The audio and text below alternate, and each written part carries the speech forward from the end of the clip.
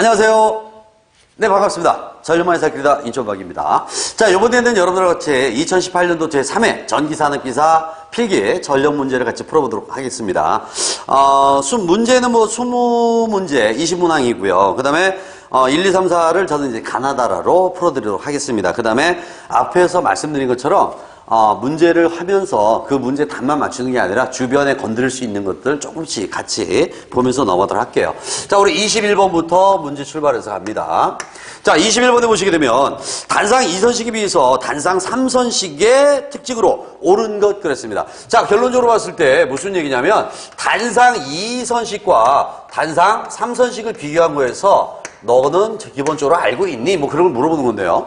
우리 단상 2선식보다는 3선식 쓰게 되면 선이 많이 들어가니까 여러분들이 저 선이 많이 들어가요 라고 할 수 있겠지만 우리 이거는 아마 배전 파트 들어가면 아마 분명히 저 수업 드렸을 것 같은데 두 가닥이 들어가고 세 가닥이 들어가서 전선량이 많이 들어갈 것 같지만 여기는 굵은 두 가닥이 들어가고 얇은 세 가닥이 들어가요. 그래서 전선량을 비교하면 얘를 1로 봤을 때 요 놈은 그거에 몇 분의 3? 8분의 3만 있으면 가능합니다. 즉 8분의 3이면 얼마야? 40%가 안 되네. 37.5% 되겠습니다. 그죠? 그러니까 얼마야? 62.5%를 줄일 수, 잘할 수 있는 그런 효과를 볼 수 있다. 이런 얘기인데요. 그래서 첫 번째, 소요 전선량이 많아야 합니다. 그랬는데 많지 않고 오히려 조금 들어갑니다. 그다음 두 번째, 중성선에는 반드시 퓨즈를 끼워야 합니다. 했는데 절대로 중성선은 들어갈 수 없습니다. 그래서 우리가 퓨즈가 안 들어가는 곳. 첫 번째, 중성선. 그죠? 그 다음에 두 번째, 접지선.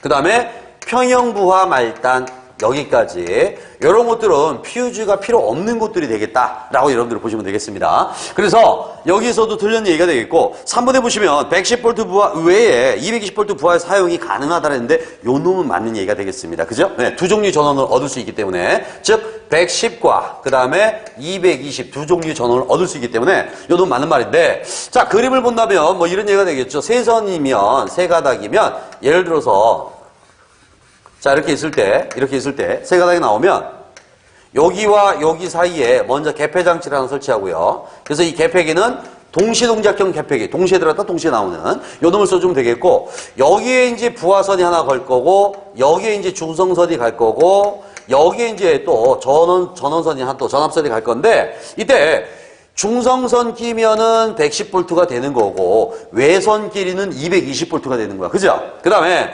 여기에는 퓨즈가 들어갑니다. 즉 접 퓨즈, 캐치홀더가 들어가는데 그때 이 중성선은 퓨즈가 들어가요 안 들어가요? 절대로 안 들어갑니다. 뭐라고 해야 돼? 동선직결이라고 하는 거야. 그 다음에 2차 측은 무조건 우리 몇 종 접지해야 됩니까? 바로 2종 접지를 해줘야 되겠습니다. 2종 접지. 요런 얘기가 되겠죠. 2종 접지. 여기 아니지. 여기지. 여기. 그죠? 이쪽에 하나 또 그려야 되니까. 그래서 여기는 바로 이종 접지를 해야 된다. 이런 얘기입니다. 그래서 단상 3선식에서는 여러분들이 기본적으로 동시동작형 개폐기를 사용하고 그 다음에 중성선은 퓨즈 사용할 수 없겠고 2차 측 중성선은 무조건 이종 접지를 해야 된다. 이런 조건이 무조건 따라 들어가면 되겠다. 뭐 이런 얘기가 되겠습니다. 그래서 단상 3선식에 대한 얘기는 여기서 3번이 답이다. 라고 여러분들이 보시면 되겠고요. 다음에 22번 문제 갑니다. 22번 보시게 되면 수력발전소의 취수 방법에 따른 분류로 틀린 것은 했는데 우리가 수력발전 크게 봤을 때 두 가지 나눠봅니다. 낙차에 따른 분류를 볼 수 있겠고 유량에 따른 분류를 볼 수 있겠고요. 그래서 일반적으로 낙차를 봤을 때는 뭐 수로식도 있겠고 뭐 댐식 있겠고 뭐 댐 수로식도 있겠고 그죠? 뭐 유역 변경식 뭐 이런 것들이 다 낙차를 취하는 방법에 따라서 나눌 수가 있겠습니다. 그런데 여러분들 보시면 3번에 역조정지식 있잖아. 그죠? 이 조정시식 아니면 역조정시식 아니면 뭐 저수식 뭐 이런 것들은 다 유량에 따른 분류가 되겠습니다. 낙차에 따른 분류가 아니고요. 그래서 여기서는 바로 3번만 틀렸고 나머지는 답이 되겠다라고 보시면 되겠죠. 3번만 틀려요. 나머지는 다 같은 표현이 되겠고요. 그 다음에 넘어가서 23번 문제 가겠습니다. 23번 정삼각형 배치 선간거리가 5m이고 전선의 지름이 1cm인 삼상 가공 송전선의 일선의 정전 용량은 약 몇 마이크로페로 퍼 킬로미터입니까? 라고 물어봤는데 여기서 성광거리가 주어지고 그 다음에 전선에 지름이 나왔다는 얘기, 반지름이 주어졌다는 얘기입니다. 그러면 C 값을 따질 때 C는 기본식 알고 가야 되잖아. 그치? 얼마? 0.02413 뭐라고? 0.02413 요 놈을 뭐로 나눠야 돼? 뭐로 나눠야 돼? 로그 10에 뭐 분의 D? R분의 D라고 들어가면 되겠습니다. 자, 이 공식에서 우리 봐보자고. 바로 갈게요. 이 공식에서. 누가 들어가야 되냐면, 여기서는 여러분들이 봤을 때, 누가 들어가면 되냐면, 첫 번째, 등가 선간거리가 정삼각 비열이니까, 한 변 길이 그냥 5만 넣어주면 답이 되겠다는 얘기야. 그죠? 그 다음에, 반지름을 넣어주는데, 지름이 1cm야. 그 반지름은 0.5cm잖아. 근데 얘를 갖다가 좋습니다. 얘를 갖다가 0.5cm 넣어주면 됩니다. 근데 여기는 cm인데 여기는 미터잖아. 그러니까 말이 안 되죠. 그러면 cm를 맞추든가 미터로 맞추든가 맞추면 돼. 그래서 0.5 놔두면 위에는 500cm야 라고 놓을 수 있잖아. 그죠? 그래서 이렇게 놓으시고서 계산기 두드려주면 됩니다. 그래서 요거 계산기 두드려 봤더니 대략 얼마 나와? 0.008 마이크로페로 퍼 킬로미터라고 나올 수가 있겠습니다. 그래서 여러분들이 기본 공식 안다면 근데 요 놈은 세 가지 스타일로 시험에 다 나와. 공식 문제, 그 다음에 계산 문제, 그 다음에 세 번째 관계식. 관계식은 뭘 물어봐? 로그 10 R분의 D가 커지면 C는 어떻게 될까요? 라고 물어봐. 얘는 어떻게 될까? 작아지겠지. 이런 걸 갖다 우리 뭔 비례한다고 합니까? 바로 반비례합니다. 라고 얘기해 주는 겁니다. 그래서 요거까지도 물어보기 때문에 여러분들이 참고적으로 알고 하시면 되겠고요. 다음에 24번 들어갑니다. 24번에서는 뭘 물어봤냐면 선로의 특성 임피던스, 밑줄짝 특성 임피던스. 우리 특성 임피던스가 언제 나오는 거야? 바로 먼 거리에서 엄청나게 긴 장거리에서 나오는 놈입니다. 장거리에서의 특성 임피던스 또는 우리 뭐라고 합니까? 파동 임피던스라고도 얘기하잖아. 그죠? 또는 뭐 서지 임피던스 다 같은 표현이 되겠습니다. 뭐 영상 임피던스라고도 얘기하고요. 다 같은 얘기인데 이 파동 임피던스 제제로란 놈은 항상 생긴 대로 적어주면 돼. 항상 임피던스는 위에 있고 어드미터는 밑에 세로축에 있잖아. 그래서 항상 생긴 대로 Y분의 Z라고 들어가는 거야. 그죠? 근데 Z라는 놈을 갖다 다시 보면 임피던스는 어떻게 생겼어? R 플러스 J의 오메가 L이 될 거고요. 어드미턴스는 G 플러스 J의 오메가 C가 될 건데 이때 복수수니까 우리는 크기를 구해야 되잖아. 그래서 장거리의 특징. 장거리에서는 무조건 모든 공식에다 먼트가 들어가. 그렇지. 루트 하고 들어가는 거야. 그래서 여기도 루트 들어가고 여기도 먼트 루트 하고 들어가는데 우리 이런 얘기 있잖아. 떠도는 소문 중에 알빵, 집빵, 알파빵. 그죠? 이게 무슨 얘기야? 회로 시간에 무손실설로 배우죠? 무손실에서 R과 G가 빵으로 보자는 얘기야. 그러면 J오메가 날아가니까 결론적으로는 루트 하기를 뭐분의 L, C분의 L 이렇게도 나올 수 있다는 얘기죠. 그래서 요 놈들은 선로 길이와 관계 있다 없다? 없다. 항상 일정한 값이다 라고 했습니다. 그래서 이렇게 관계식 갖고도 많이 물어본 적도 있고 계산 문제도 난 적이 있어. 근데 여러분들이 기본적으로 공식을 알고 하면 되는데 공식 물어볼 때는 이렇게 물어보든가 이렇게 물어보든가 많이 물어봅니다. 지금 이 문제는 얘를 물어봤어요. 그래서 관계없다 라고 해야 되기 때문에 몇 번이 될까? 바로 1번에 나와 있습니다. 그래서 24번은 답 1번 하고 잡아두시면 되겠고요. 다음에 우리는 25번 문제 갑니다. 25번은 하나만 동그라미 빵 치면 되겠다. 복도체. 우리 복도체가 들어가면 무조건 뭐로나 방지야? 코로나 방지가 들어갑니다. 근데 여기서는 그걸 물어본 게 아니라 틀린 것은 하고 물어봤습니다. 자, 코로나 소지 경감됩니다. 좋은 얘기고요. 안정도가 상승되고 송전 용량이 증가됩니다. 좋은 얘기고요. 정전 반발력에 의한 전선의 진동이 감소된다 했는데 요거하고 관계가 없겠습니다. 바로 반발력이 존재하는 게 아니라 무슨 력? 그렇지. 여기서는 바로 흡인력이 작용해요. 흡인력. 그래서 서로 간에 어떻게 돼? 서로 충돌을 빚어요. 충돌을. 그래서 이거를 잡기 위해서 즉 방지 대책으로 써주는 게 바로 뭔 페이서야? 그렇지. 스페이서라고 하는 거야. 스페이서. 자, 무슨 얘기냐면 만약에 도체가 두 개가 지나간다 해볼게. 나란한 도체. 도체 하나가 이렇게 나란하게 지나가고요. 하나가 또 이렇게 지나간다라고 하겠습니다. 엄청나게 길어요. 제가 짧게 그렸을 뿐이야.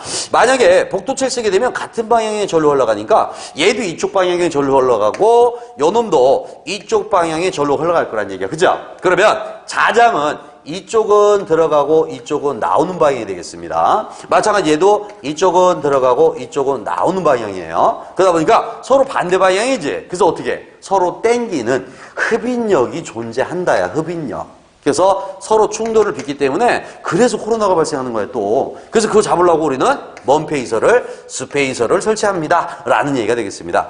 그래서 25번에서는 여러분들의 반발력이 아니라 흡인력이다라고 해야 되기 때문에 몇 번이 틀렸습니까? 바로 3번이 틀렸다라고 우리는 볼 수가 있겠고요. 다음에 26번 문제 가겠습니다. 26번은 성간전압이 VkVT이고 한상 대지 정전 용량 C 마이크로페라 주파수가 FLH는 3334씩 1회선의 송전선의 소호 리액터 접지 방식에서 미줄수입니다. 소호 리액터 용량은? 이라고 물어봤어요. 단위는 kB로 물어봤네요.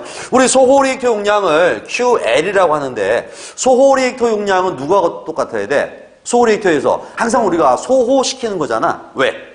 L과 C를 똑같이 만드는 거야. 그래서 소호 리액터 용량이나 삼선 일괄 대지 충전 용량, 즉 QC 값은 항상 어때? 같게 나와야 됩니다. 그래서 요 놈이 얼마 나와야 돼? 3ωc 2의 제곱하고 들어가면 되겠습니다. 이게 기본식입니다. 자, 그랬을 때 갑니다.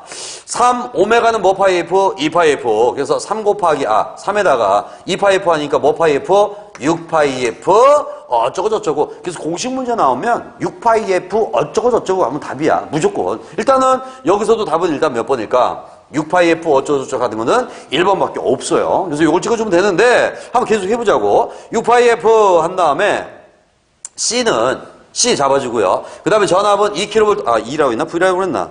이것은 선간전압이 V볼트라고 했네. 그죠? 여기서 조심할 게 있네요. 뭐가 들어갔냐면, 삼상이면서 선간전압이 들어갔습니다. 그러면, 여기다가 또 누가 들어가야 되겠어?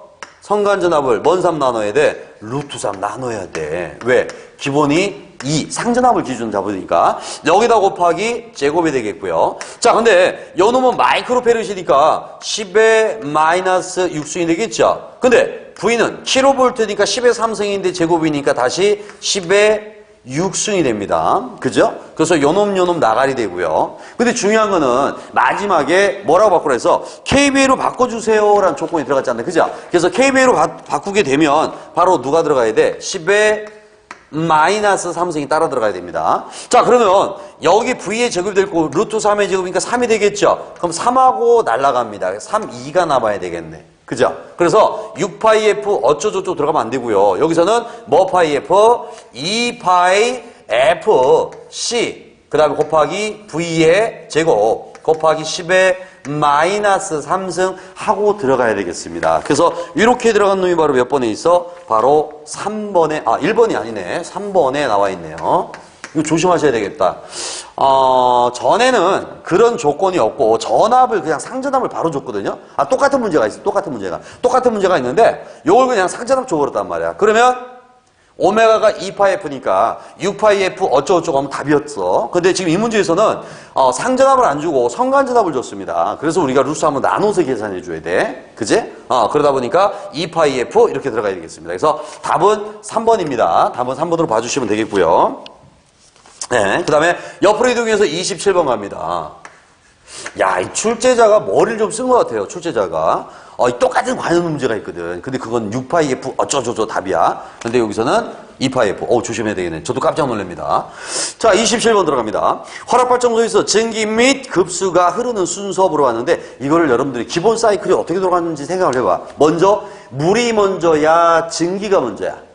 증기가 와서 막 끓이는 거야? 아니잖아. 물이 먼저 올 거잖아. 그러면 제일 먼저 보일러가 이렇게 있을 거잖아요. 그죠? 보일러를 먼저 뭐가 들어가야 됩니까? 물이 먼저 들어갑니다. 그 물이 들어가서 증기가 된 다음에 증기를 과열증기로 만들어야 되는 과열기를 통할 거고요. 그 다음에 그 통한 놈이 이제 어디로 갑니까? 그렇죠. 바로 터빈으로 들어가서 발전기를 돌려주고 그 증기가 복수기를 통해서 식혀준 다음에 다시 급수 펌프를 통해서 이쪽으로 들어가 줘야 되겠지. 이제 물이 돼서 들어가는 거지. 그럼 제일 처음에 뭐부터 들어가는 거야? 물부터 들어가야 되니까 여기 절탄기. 첫 번째는 절탄기를 거치고요. 그 다음에 누굴 거쳐서 보일러를 거친 다음에 누굴 거칩니까? 과열기를 거치고요. 그 다음에 터빈에 들어간 다음에 다시 복수기에서 물로 바뀌어서 다시 또 들어가면 되겠습니다. 그죠? 그래서 요 순으로 가야 되겠습니다. 기본 사이클이. 그래서 여러분들이 요거 맞힐 때는 야, 보일러가 먼저야, 절탄기가 먼저야라고 생각하실 때 절탄기가 먼저가 되는 거야. 먼저 물을 가열을 해서 들어갈 거니까. 그죠? 우리 그런 얘기가 똑같은 거예요. 절탄기라는 게 바로 뭐냐면 물을 우리가 넣어줄 때 한 번씩 감아서 연도 있잖아. 굴뚝. 한 번씩 감아서 들어가겠다는 얘기야. 그러면 차가운 물이 들어가지 않고 좀 따뜻한 물이 들어갈 수 있잖아. 그죠? 우리 라면을 끓일 때 찬물을 데피는 것보다 뜨거운 물 받아서 데피는 게 연료량이 훨씬 줄잖아. 연료 소비량이. 그 얘기하고 똑같은 얘기가 되겠습니다. 그래서 27번에서는 절탄기, 보일러, 과열기, 터빈, 복수기로 가야 되니까 답은 몇 번에 있어요? 바로 3번이 되겠다라고 보시면 되겠고요. 다음에 우리는 28번 문제를 가도록 하겠습니다. 28번 보시게 되면은 중성점 비접지 방식을 이용하는 것이 가장 적당한 것은 했는데 일단은 여기서 여러분들 포커스가 바로 어디냐면 비접지야. 비접지 밑줄 딱 쳐놓고요. 비접지 방식.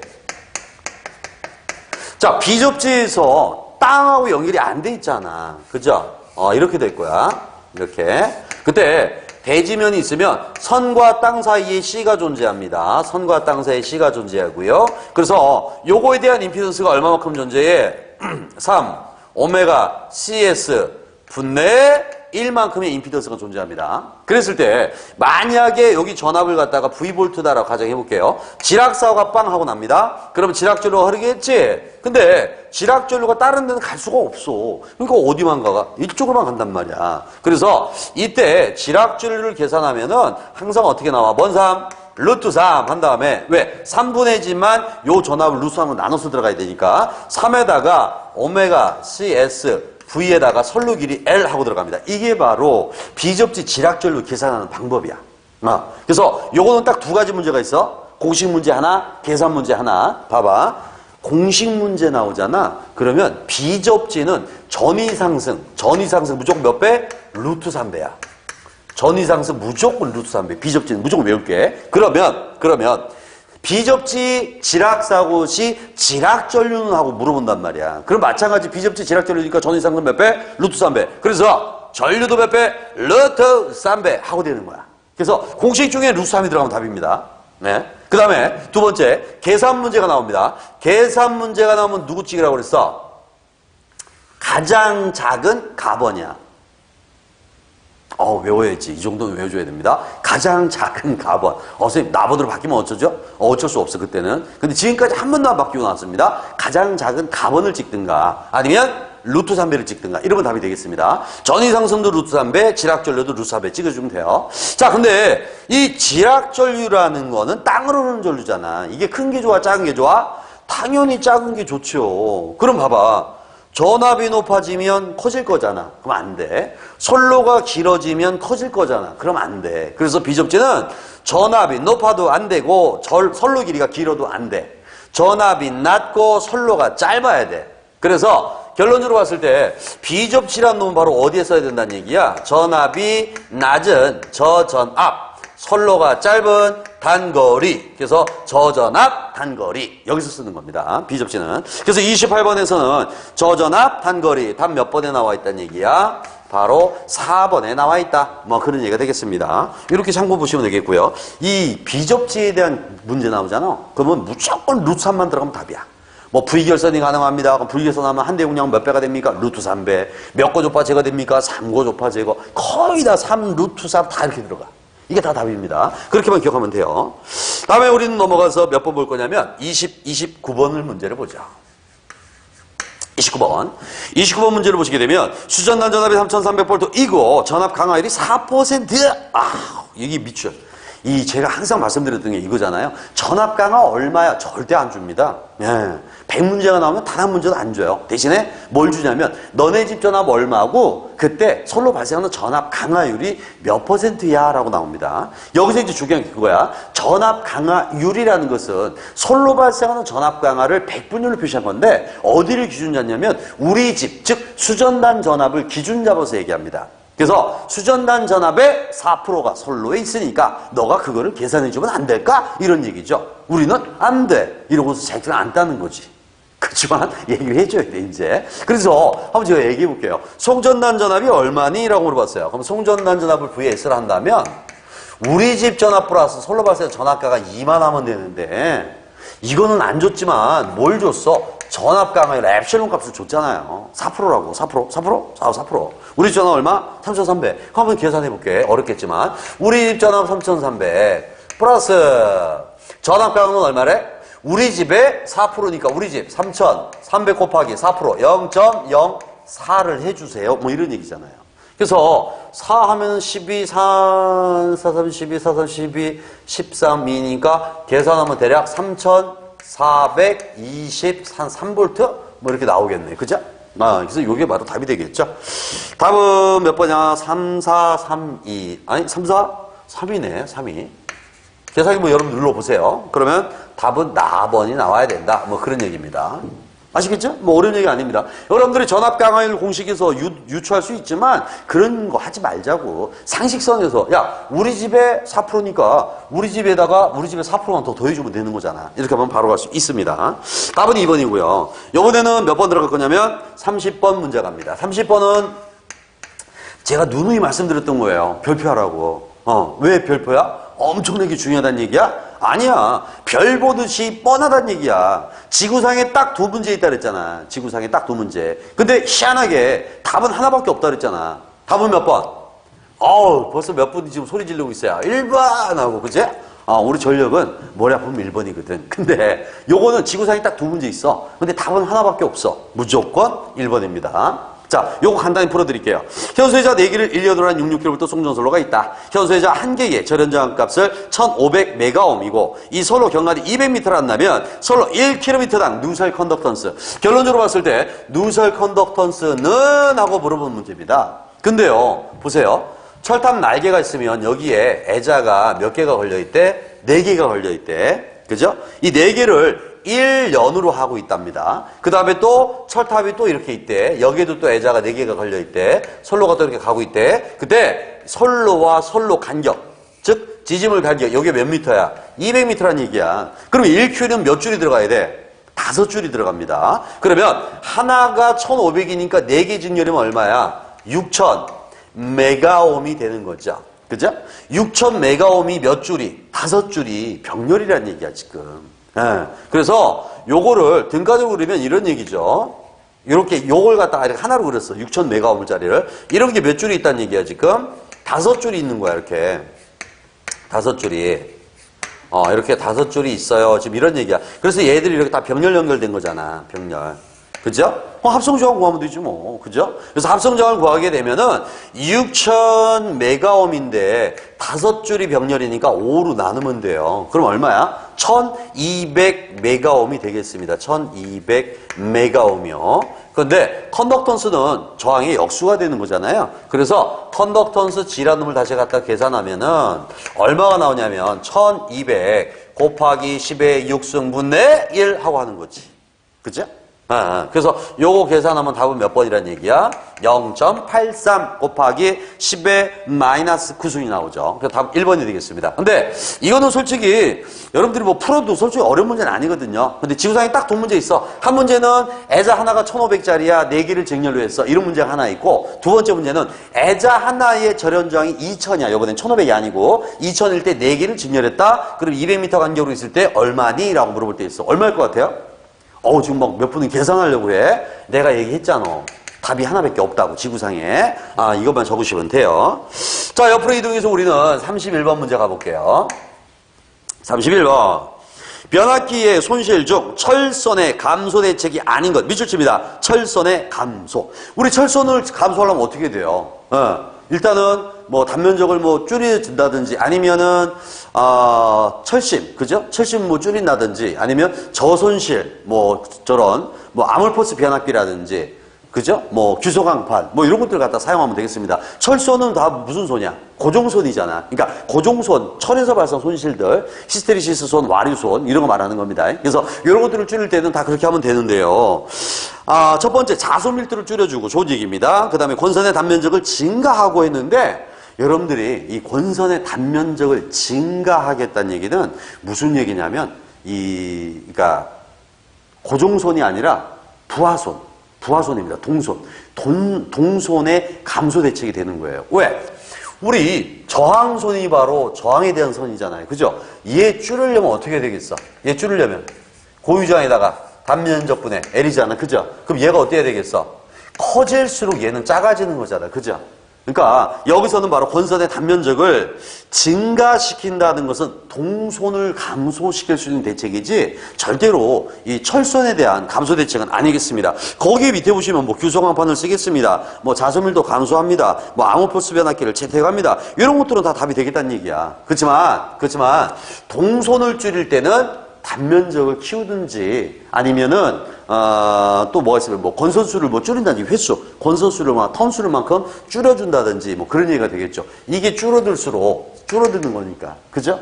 이거는 바로 누구에 대한 얘기?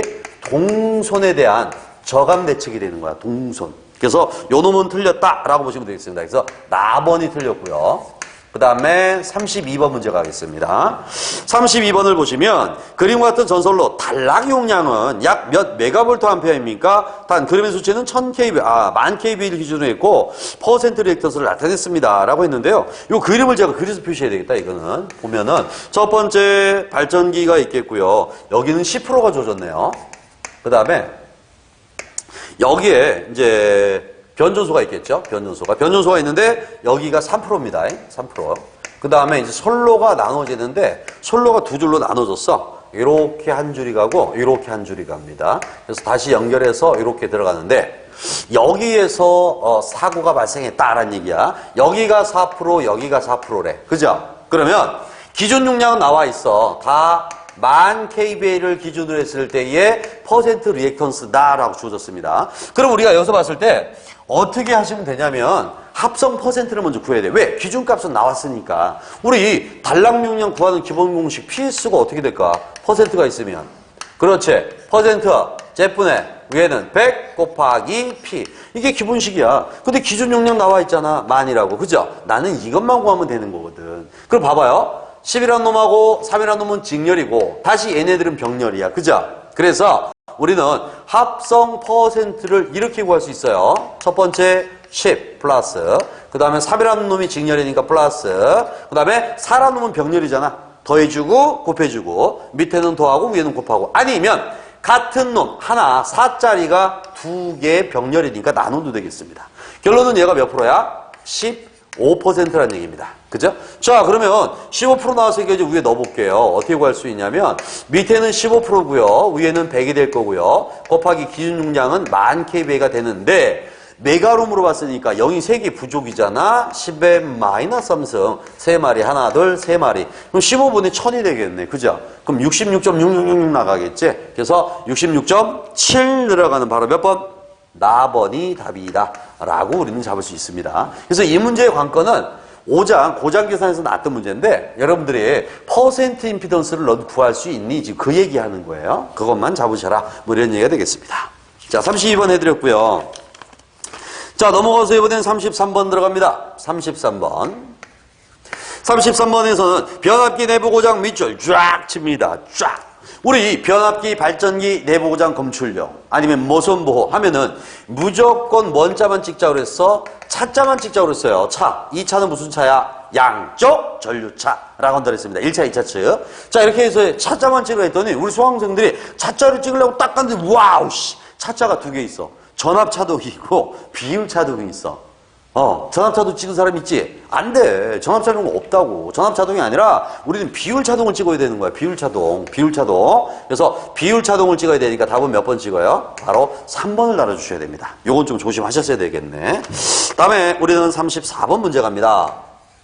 34번 문제. 34번 보시게 되면 영상 변력이 밑줄 쫙 치시고요. 우리 영상 변력이가 바로 뭐야? 제로 페이스 커런트 트랜스포머, 즉 ZCT가 됩니다. ZCT. 자, 요 놈을 갖다가 우리는 영상 변력이라고 하는 놈인데 바로 뭐를 하는 놈이야? 얘가 영상 전류를 공급하는 놈이야. 공급.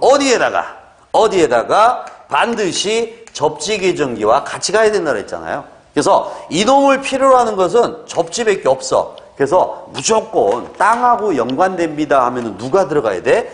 G자나 Z자가 들어가면 무조건 답이야. 그러면 우리 34번 봤을 때 Z자나 G자가 들어가는 지락 계전기 바로 몇 번? 1번 해서 1번밖에 없는 얘기가 되는 거예요. 그죠? 그래서 34번은 1번 하고 잡아주시면 되겠고요. 그 다음에 35번 문제 가겠습니다.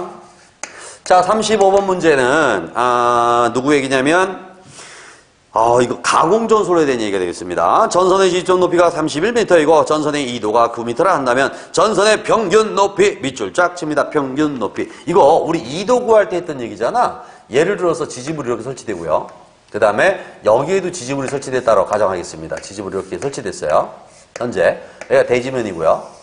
자, 이랬을 때 이 지지물 간의 간격을 S, 경간이라 하고 지지물을 팽팽하게 가설하면 이렇게 되겠지만 이렇게 될 수가 없고 중력 때문에 이렇게 늘어진다 그랬잖아. 그죠? 이 늘어진 정도, 요게 바로 2도 D가 되는 거잖아. 요걸 구하는 거죠. 그 다음에 지금 이 문제는 지지물의 높이, 전체 높이가 H였을 때 평균 높이가 얼마만큼이니? 라고 물어보는 거고요. 그래서 기본적으로 여러분들이 우리 가공전솔에서 만약 계산 문제가 나오잖아? 그럼 나올 놈은 이거밖에 없어. 이 공식 세 가지 무조건 외워야 돼. 2도 D는 기본 공식 바로 뭔 T분의 8 D분의 W S제곱이라고 들어갑니다. 이때 T값을 준다 안 준다? 안 준다. 절대 안 줘. 100문제가 나와도 바로 인장하중을 뭐로 나눠야 돼? 안전율로 나눠주면 되겠습니다. 그래서 끊어지지 말라고 주는 여유계수가 바로 안전율이고요. 끊어질 때 작용하는 힘이 바로 인장하중인데 이 수평장력이라는 놈은 절대 안 나오기 때문에 무슨 율분의? 안전율분의 인장하중이라고 구하는 겁니다. 첫 번째 공식 이게 하나 있었고 두 번째 전선 실제 길이 L을 구하세요 한다면 아무리 팽팽하게 당겨도 경간만큼은 있어야 되겠죠. 그래서 경간 S 플러스 하기를 늘어진 만큼이 얼마만큼이야? 3S분의 뭐 D제곱 8D 제곱만큼만 더 있으면 되는 거야. 그때 3S분의 8D 제곱은 경간 S의 몇 점 1%, 몇 점 1%, 0.1% 이내 값이 된다 그랬습니다. 그래서 요 놈은 공식 문제, 계산 문제, 관계식까지 다 물어봅니다. 아주 세 가지. 그 다음에 지금 우리 문제는 지지물의 평균 높이 스몰 h는 얼마니? 라고 물어봤어요. 여기는 전체 h가 되지만 여기 늘어지니까 h가 안 나오잖아. 그래서 평균 높이를 구하는 거야. 그랬더니 전체 높이 h에서 빼주는 거지. 얼마를? 2도 d에 몇 분의 2? 3분의 2 이렇게 빼주는 거야. 그래서 우리도 이제 가보자고. 요 놈이 31m라고 줘줬고요. 마이너스 2도 D에 3분의 2 될 건데 2도가 몇 미터래? 9m래 9m. 그러니까 요놈 나가리에 3, 2, 6 빼니까 25m가 나와야 되겠네요. 그래서 25m 답은 몇 번 찍어야 돼? 1번 하고 찍어주면 되는데 만약에 가공전솔로 해서 계산 문제가 나오잖아. 나올 놈은 여기밖에 없어. 세 가지. 기본 단위는 다 미터 쓸 거야. 그죠? 늘어진 정도, 전선의 길이, 지지물의 평균 높이 다 미터가 되겠습니다. 이 세 가지는 완 세트로 여러분들이 외우고 들어가셔야 돼. 항상. 35번은 이렇게 풀어주시면 되겠고요. 그 다음에 36번 문제를 보도록 합니다. 36번 문제. 자, 36번에서는 초고압 차단기에 개폐저항 밑줄 쫙 찍습니다. 개폐저항. 우리 선로를 열고 닫고 할 때 이상전압과 방호장치에서 바로 선로 개폐 시 바로 뭐가 발생한다 그랬어? 무슨 서지? 개폐 서지가 발생한다 라고 제가 말씀드린 적이 있습니다. 그죠? 그래서 개폐 서지는 기본적으로 몇 배? 3배에서 4배까지는 치고 올라갑니다 라고 했는데 언제 최대가 됩니까? 라고 한다면 우리 사자성어 외우라 했잖아. 그죠? 뭐라고 외웠어? 무성충차 라고 외웠어. 뭐라고? 무성충차. 무성충차가 뭐야? 무부하시 송전선로의 충전 전류를 차단할 때 이때가 최대 크다고. 개폐서지가. 그래서 이거 잡아주는 게 바로 누구야? 개폐 저항기가 되는 겁니다. 개폐 저항기. 그래서 개폐 서지는 뭐 이렇게도 시험에 문제 나오고요. 이게 바로 뭐냐면 내가 만약에 접점이 이렇게 있는데 차단기를 딱 이렇게 띄잖아. 그럼 이 사이에 뭐가 연결돼? 아크가 빠지게 연결돼. 그러면 기계적으로 봤을 때는 떨어져 있지만 아직 정기적으로 봤을 때는 연결이 돼 있단 말이야. 이것 때문에 바로 이상자가 발생하는 거죠. 이런 걸 갖다 우리 뭐라고 합니까? 재점호라고 얘기해. 뭐라고? 재점호. 이렇게 발생하는 걸 갖다 우리는 이것도 시험에 잘 나온 얘기야. 재점호. 그래서 시험장에 갔더니 야, 재점호가 언제 많이 발생하니? 라고 물어보는데 바로 누구를 차단할 때? C를 갖다가 차단할 때 이때가 바로 가장 많이 발생하는 게 재점호가 가장 잘 일어납니다. 그래서 개폐 소지는 기본적으로 3배, 4배까지 치고 올라갈 건데 언제가 최대다? 무부하시 송전솔로의 충전 전류를 차단할 때 무송충차. 그래서 요거 잡아주는 게 바로 누구란 얘기야? 개폐 저항기라는 얘기가 되겠습니다. 차단기 내에다가 이 저항을 설치해서 서지를 갖다가 억제시키겠다는 얘기입니다. 그래서 여기서는 바로 누굴 찍어줘야 돼? 이상전압을 잡아줍니다. 라고 나와 있는 나번이 답이 되겠습니다. 그래서 36번은 우리가 나번을 잡아주시면 되겠고, 우리 앞으로 좀 이동할까요? 36번은 이렇게 잡아주시면 될 것 같고요. 제가 일부러 한 방에 다 끝내려고 그 글씨를 좀 작게 적는 스타일이거든요, 저는. 이게 왠지 모르게 계속 작아지더라고. 사람이 소심해서 그런가? 지금 몇 명이 끄떡끄떡 하고 있어요. 저 새끼 소심하구나. 아니거든요. 저도 대범한 놈인데, 대범해요. 근데 적다 보니까 자꾸 작아집니다. 왜 그런지 모르겠어요. 진짜 무거운 거야, 이게. 가벼운 것 같은데, 무거워요. 자, 36번은 그래서 답이 2번 되겠고요. 다음에 37번 문제. 37번 문제는 우리 안정도에 대한 얘기가 되겠습니다. 뭘 물어봤냐면 전력계통 안정도는 외란의 종류에 따라 구분되는데 송전솔로에서의 고장, 발전기의 탈락과 같은 큰 외란에 대한 전력계통의 동기운전 가능 여부로 판정되는 안정도는 했어요. 근데 읽다 보니까 뭐가 나왔어? 고장이란 말이 들어가잖아. 자, 우리 안정도는 3가지가 있다 그랬어. 그죠? 첫 번째 무슨 안정도가 있어요? 정태 안정도가 있겠습니다. 두 번째는 무슨 안정도가 있습니까? 과도 안정도가 있겠습니다. 세 번째는 무슨 안정도가 있겠습니까? 동태 안정도가 있겠습니다. 자, 이때 우리가 봤을 때 정태의 정자는 바로 뭐야? 정상운전시라는 얘기입니다. 정상운전시. 정상운전이라는 얘기가 뭐야? 부하가 갑자기 증가하는 게 아니라 서서히 증가할 때의 안정도를 정태 안정도. 그 다음에 과도는 뭐야? 변하는 거야. 이 새끼 갑자기 돌변하는 거지. 그래서 이때는 바로 과도니까 부하 급변시. 부하 급변시. 아니면 사고시 내지는 뭐 고장시 이런 표현이 되겠죠. 그때 안정도를 갖다 우리는 과도 안정도로 하는 거야. 그래서 우리가 중성점 접지했을 때 소홀리액터 보세요. 중성점 접지할 때 소홀리액터는 어때요? 사고가 났죠. 근데 차단이 안 됐지. 그래서 그때 안정도, 과도 안정도가 대단히 좋다라고 했잖아. 계속 운전할 수 있으니까, 송전할 수 있으니까. 그런 얘기였습니다. 그래서 여기서는 바로 여러분들이 누굴 찍어줘야 되냐면 고장이 났어요. 뭐 그런 표현이 들어갔으니까 부하 급변 시, 사고 시에 해당하기 때문에 과도 안정도를 찍어주시면 되는 겁니다.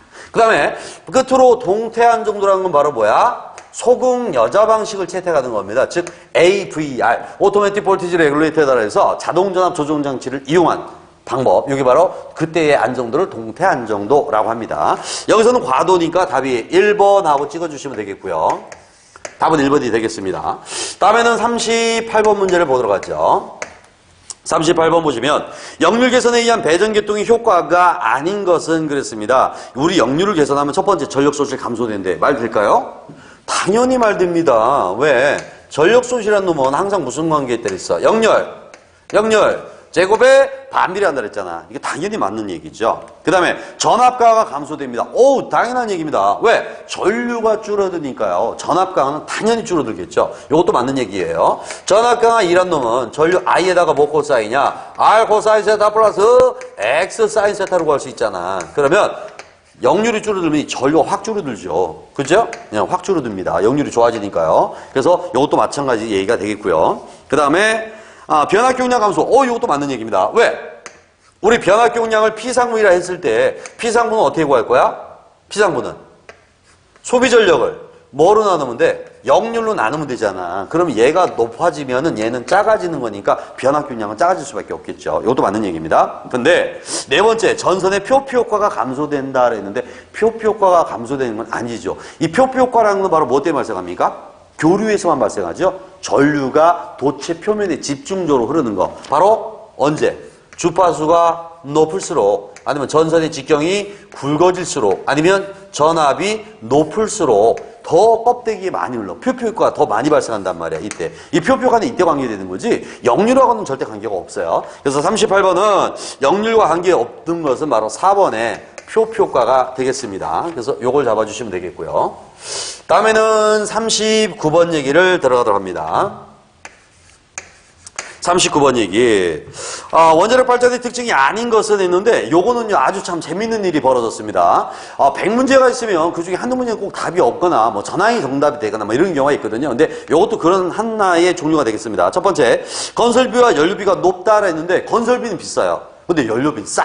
그래서 우리나라가 원자력 쪽에 많이 투자를 하려고 하는 겁니다. 네, 위험은 하지만 우리나라 또 기술이 좋으니까. 그래서 지금 연료비는 저렴하죠, 솔직히. 그래서 1번이 일단 틀렸습니다. 답은 원래 1번이었어요. 그래서 이 출제하시는 분도 의도는 1번을 답으로 하고 싶었던 거야. 그래서 일단 답은 1번이고 1번이고요. 그 다음에 이제 두 번째, 설비는 국내 관련 사업을 발전시키다. 좋은 얘기고요. 그 다음에 수송 및 저장이 용이하여 비용이 절감된다라고 했는데 이게 어떠한 주체가 없어. 확실한. 그죠? 뭐 핵 연료에 대한 것인지 다른 거 부수 자재에 대한 건지 어떠한 명확한 이게 없어요, 지금. 주체가 없단 말이야. 그냥 집에 일찍 왔네? 누가 집에 일찍 온지를 모르는 거야, 지금. 아빠가 일찍 온 건지 엄마가 일찍 온 건지 이걸 모르는 거야. 그래갖고 이것도 답으로 합시다 라고 해서 바뀌었죠. 그래서 답이 이렇게 두 가지가 나온 겁니다. 근데 제가 봤을 때 출제자의 의도는 원래 1번을 하고 싶었던 거예요. 근데 잘못하다 보니까 이렇게 빠뜨려가지고 이것도 같이 답이 되는 그런 꼴이었습니다. 나머지는 다 맞는 얘기가 되겠습니다. 그러니까 39번은 답 2개고요. 자, 마지막에 40번 문제 갑니다. 40번에서 뭘 물어봤냐면 최대 전력 발생 시각 또는 발생 시기의 분산을 나타냅니다. 그러니까 전력 부하를 쓰는데 거의 같은 시간대 사용하는 비율, 그걸 알아보겠다는 얘기니까 결론은 뭘 물어보는 거야? 부등률. 부하를 같은 시간대 사용하는 비율이란 얘기입니다. 그래서 바로 이 부등률을 의미하는 거죠. 그래서 답은 1번하고 잡으시면 되겠습니다. 그래서 40번까지 같이 풀어봤는데요. 문제 그렇게 어렵진 않았죠. 한두 개 빼고요. 어떤 문제들은 엄청나게 쉬운 문제도 있었고요. 그래서 여러분들이 한번 잘 준비하시면 다음에는 좀 더 높은 고득점을 얻지 않을까라는 생각을 합니다. 저는 여기서 물러가도록 하겠습니다. 수고하셨습니다.